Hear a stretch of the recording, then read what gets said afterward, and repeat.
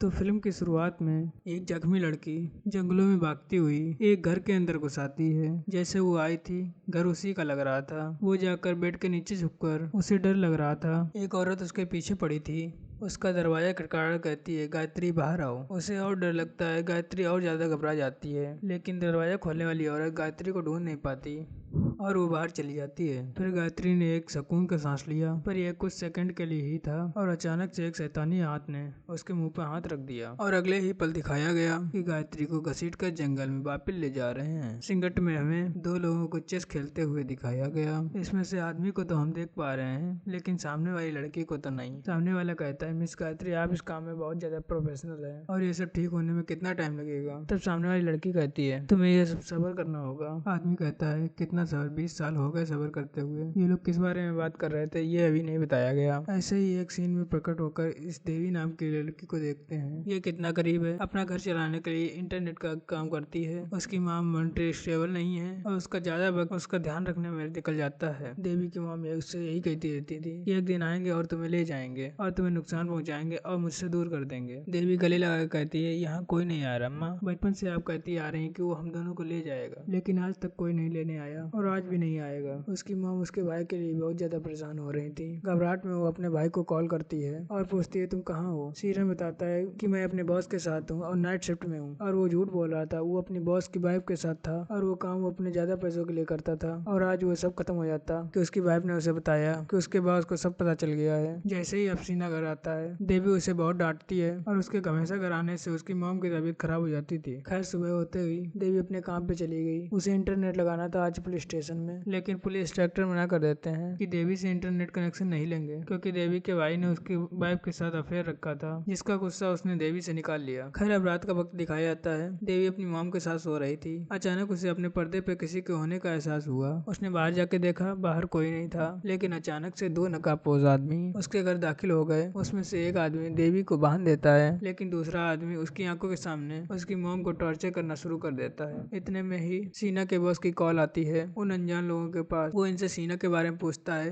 देवी समझ गई थी कि उनके साथ ये जो कुछ हो रहा है वो सीना की वजह से ही हो रहा है और धर्म अपने आदमी से कहता है, सीना नहीं है, उसकी मॉम को मार दो ताकि उसे पता चले उसने किया क्या है। अपने बॉस के कहने के मुताबिक वो लोग सीना की मॉम को बाथटब में डुबाकर तड़पा तड़पा कर मार देते हैं। देवी भी चुपचाप अपनी मॉम की मौत का तमाशा देखती रही। सुबह होने पर पुलिस तो उनके घर आई, लेकिन इंस्पेक्टर तो खुद सीना का बॉस था, फुल पैसे वाला आदमी, तो उसके ऊपर कोई केस नहीं बना। वो किसी मुश्किल में आए, लेकिन इनकी लाइफ तबाह हो गई। देवी अपना सारा गुस्सा सीना के ऊपर उतार रही थी। वो सीना को घर से निकालना चाहती थी, लेकिन वो ऐसा भी करती तो वो खुद किसके पास रहती, लेकिन उसके भाई के अलावा उसका कोई भी नहीं था। लेकिन देवी रात में उदास होकर अपनी मॉम का सामान चेक करने लगती, जिसमें उन्हें पुरानी फोटोज भी मिली और एक पिक्चर में उसके डैड भी थे। यहाँ हमें देखने को मिला उसके डैड को और कोई नहीं, मूवी के स्टार्ट में दिखाए जाने वाले मिस्टर अगम थे, जो किसी औरत के साथ चेस खेल रहे थे। यही पिक्चर देख रही थी कि अचानक से उसके कमरे में लाइट चली गई। उसे बहुत अजीब फील हुआ। उसे ऐसा फील हुआ कि उसके पीछे कोई बैठा हुआ है।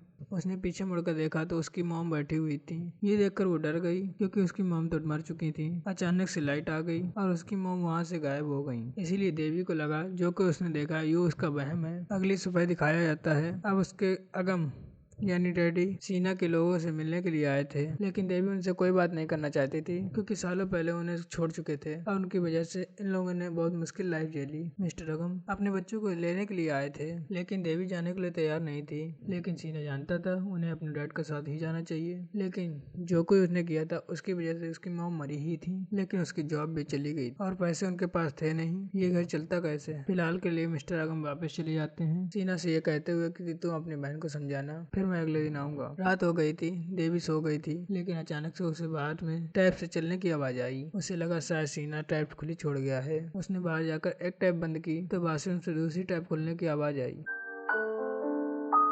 इस मर्तबा टैप के खुलने के साथ साथ उसकी मॉम की भी आवाज आ रही थी, जो काफी डरावनी थी और डरी हुई लग रही थी। उसकी मॉम देवी से कहती है, देवी कि मुझे बचा लो। देवी जैसे ही बाथरूम का दरवाजा खोलती है तो देवी को उसकी मॉम की लाश बाथटब में नजर आती है। जैसे ही वो पीछे मुड़ी, उसकी मॉम ने आकर उसका चेहरा पकड़ लिया और उस टाइम वो खुद भी बहुत ही भयानक दिख रही थी। वो चीख चीख कर देवी का मुंह पकड़ कहती है, देवी मुझे बचा लो, मैं खतरे में हूँ। और इसी होश से देवी की आंख खुल जाती है और हमें पता चलता है कि ये सब देवी का एक ख्वाब था। उसकी चीख सुनकर सीना भी कमरे में आया। उससे समझाने लगा, देखो देवी, हम इस घर में नहीं रह सकते। ये घर हमारी मॉम की यादों से भरा है। हमें यहाँ से चले ही जाना चाहिए। देवी की जो दिमागी हालत हो गई थी, उसे देखते हुए देवी मान गई थी। अगली सुबह को मिस्टर अगम अपने बच्चों को लेने के लिए आ जाते हैं। चुपचाप देवी और सीना अपना सामान रखकर चल पड़ते हैं। खैर अब ये लोग घर पहुँच जाते हैं।